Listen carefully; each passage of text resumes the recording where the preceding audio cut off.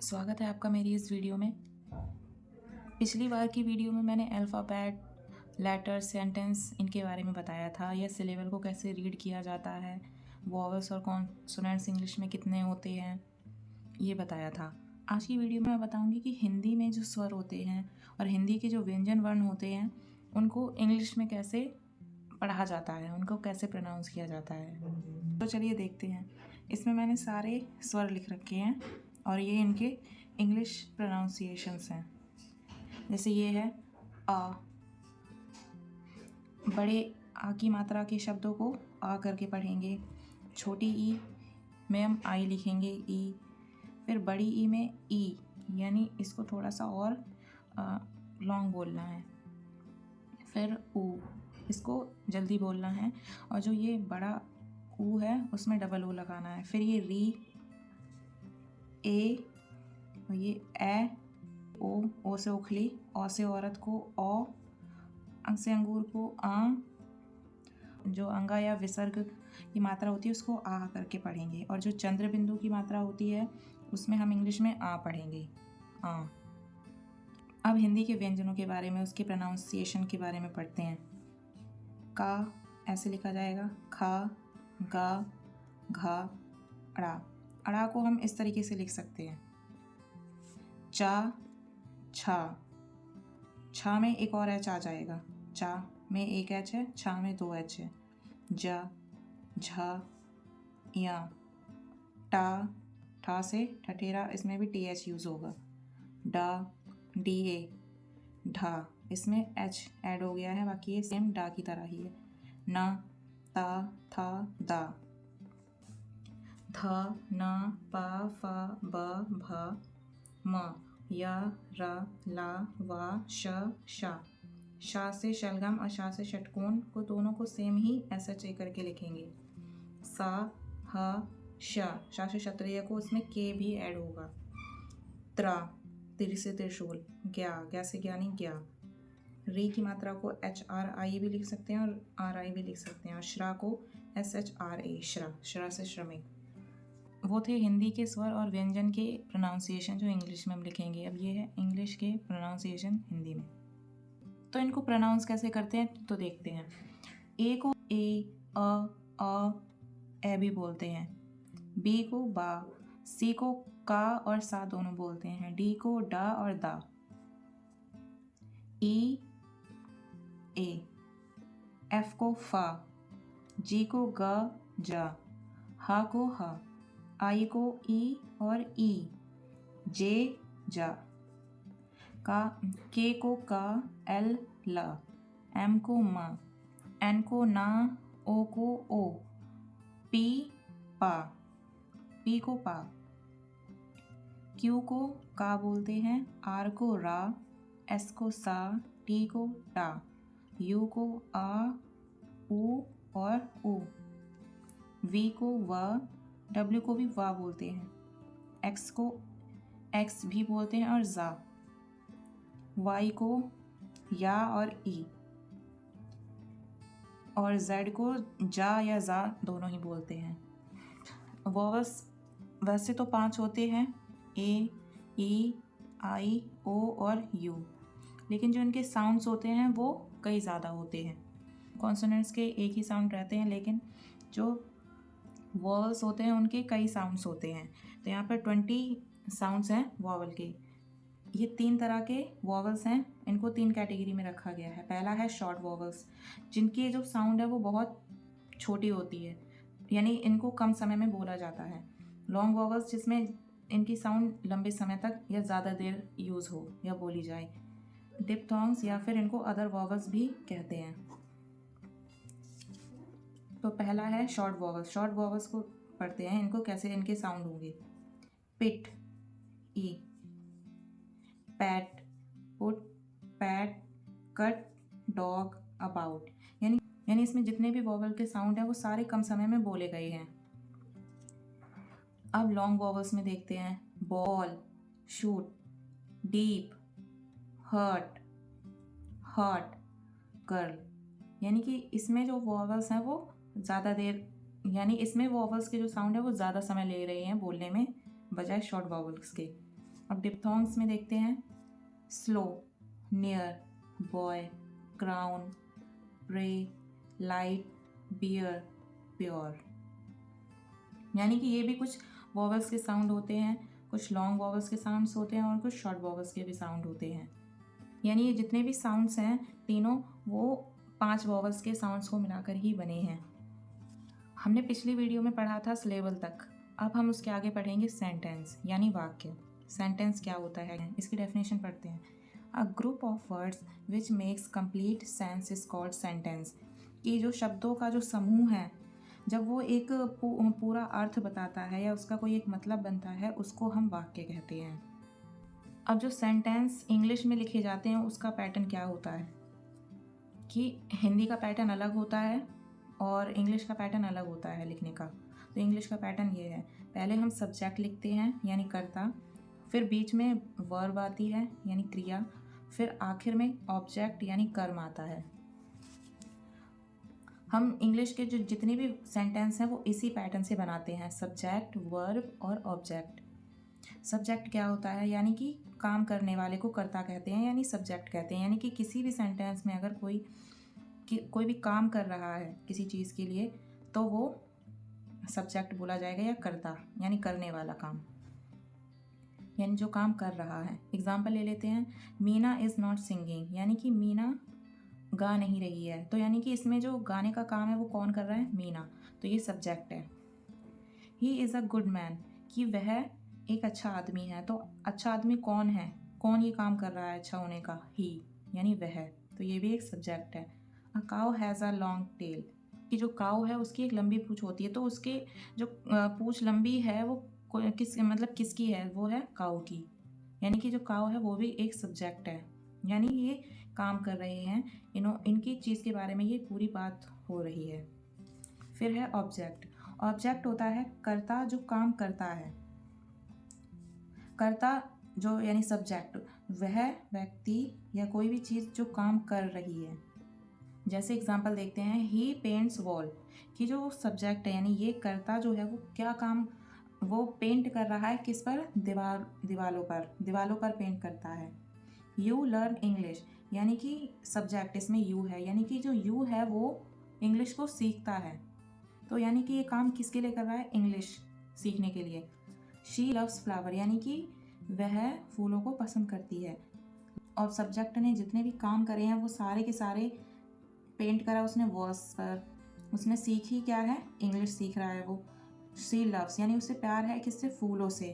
तो ये जो जितने भी सब्जेक्ट ने काम करे, वो जो काम जिस चीज़ के लिए करे हैं वो सारे के सारे ऑब्जेक्ट होते हैं। तीसरा है वर्ब। कार्य का करना या होना क्रिया यानी वर्ब कहते हैं। यानी कि सब्जेक्ट जो भी ऑब्जेक्ट के लिए काम कर रहा है, यानी कि उसमें पता चल रहा है कि वो काम कर रहा है, क्या काम कर रहा है, या काम करने का हमें पता चल रहा है कि वो ये काम हो रहा है, तो उसे हम क्रिया कहेंगे। और इसकी परिभाषा क्या है कि कार्य का करना या होना वो क्रिया कहते हैं। Example, Amit reads a book कि जो अमित है वो बुक को क्या करता है, रीड्स यानी पढ़ता है। ही इज़ प्लेइंग यानी कि वो क्या कर रहा है, वह खेल रहा है, यानी खेलने का काम हो रहा है। शी इज़ नॉट सिंगिंग वह नहीं गा रही है, यानी कि वो जो है वो गा नहीं रही है, इसमें गाने का काम वो नहीं कर रही है। तो यानी ये सारे के सारे जिसमें काम किसी भी सब्जेक्ट के काम करने का पता हो वो सारे के सारे वर्ब आते हैं, उसको कहेंगे हम वर्ब या क्रिया, यानी काम करने का पता चलना। एक बार फिर से देख लेते हैं, SVO यानी subject plus verb plus object. इस फॉर्म में हम इंग्लिश के सेंटेंस को बनाते हैं। जैसे आई ईट मैंगो, मैं आम खाता हूँ, तो आई जो है वो सब्जेक्ट हो गया, ईट यानी क्रिया, खाने का काम हो रहा है, और कर्म क्या है, मैंगो, यानी जो सब्जेक्ट है वो आम के लिए मतलब जो आम को खाता है। दूसरा इसमें आई प्ले फुटबॉल यानी मैं फुटबॉल खेलता हूँ। ही इज़ ईटिंग फूड वो खाना खा रहा है, यानी ही सब्जेक्ट, इज़ ईटिंग वर्ब और फूड यानी ऑब्जेक्ट। अब इसमें कुछ पॉइंट्स हैं। वाक्य के पहले शब्द का पहला लेटर कैपिटल होता है, यानी कि किसी भी लेटर या सेंटेंस को हम जब लिखते हैं तो उसका जो लेटर पहला है वो हमेशा कैपिटल लेटर्स, जो अल्फ़ाबेट का कैपिटल लेटर्स हैं उसके फॉर्म में यूज़ होएगा। वाक्य के अंत में हमेशा फुल स्टॉप लगाते हैं, यानी कि अगर मैंने कोई भी नॉर्मल सेंटेंस बोला है तो उसमें मैं फुल स्टॉप लगाऊंगी। अगर उसमें कोई भी प्रश्न नहीं पूछा जा रहा है, क्योंकि प्रश्न अगर पूछा जाएगा तो उसमें हम क्वेश्चन मार्क लगाते हैं, और अगर वो नॉर्मल बिना क्वेश्चन वाला आंसर है तो उसमें हम फुल स्टॉप लगाएंगे। अब है सेंटेंस के कितने प्रकार होते हैं या उनके कितने भेद होते हैं। पहला है अफर्मेटिव सेंटेंस यानी स्वीकारात्मक वाक्य। दूसरा है नेगेटिव सेंटेंस यानी निषेधात्मक वाक्य। तीसरा है इंटेरोगेटिव सेंटेंस यानी प्रश्नवाचक वाक्य। चौथा है इम्पेरेटिव सेंटेंस यानी आदेशात्मक वाक्य। पांचवा है ऑप्टेटिव सेंटेंस यानी कामना सूचक वाक्य। छठा है एक्सक्लेमेटरी सेंटेंस यानी विस्मयादि बोधक वाक्य। तो चलिए देखते हैं कि जितने भी सेंटेंस हमने अभी पढ़े हैं उनके जितने भी प्रकार थे उनको हम और अब अच्छे से पढ़ेंगे कि उनका यूज़ या उनका प्रयोग कहाँ किया जाता है, उनको कैसे पहचाना जाता है। पहला है अफर्मेटिव सेंटेंस। ये सेंटेंस कौन से होते हैं, इनको पढ़ते हैं। किसी बात को स्वीकार किए जाने का भाव प्रकट हो, इनको सकारात्मक वाक्य भी कहते हैं। अफर्मेटिव सेंटेंस कौन से होते हैं, यानी किसी की बात को स्वीकार किया जाना हो, या हम उनका सीधा साधारण सा जवाब दे रहे हैं, या फिर किसी बात को सकारात्मक रूप से किसी को बोल रहे हैं, बता रहे हैं, तो वो सारे अफर्मेटिव सेंटेंस में आते हैं। जैसे इसके एग्जांपल्स हो जाएंगे, जैसे पूजा रीड्स न्यूज़पेपर, कि पूजा न्यूज़पेपर पढ़ती है, या तो इसमें क्वेश्चन पूछा जा रहा है, इसमें सीधा सीधा हमें जवाब पता चल रहा है कि वो न्यूज़पेपर पढ़ती है। Mohan is a good person, कि मोहन एक अच्छा व्यक्ति है, तो इसमें भी सीधे हमें पता चल रहा है कि मोहन एक अच्छा व्यक्ति है। इसमें ना किसी से प्रश्न पूछा गया है, इसमें सीधे हमें बता दिया गया है कि Mohan is a good person, तो हम समझ गए हैं कि हाँ वो एक अच्छा व्यक्ति है। दूसरा है नेगेटिव सेंटेंस। किसी कार्य के ना होने का भाव प्रकट हो या जिनमें नकारात्मक शब्दों का प्रयोग हो, उन्हें हम नेगेटिव सेंटेंस कहते हैं।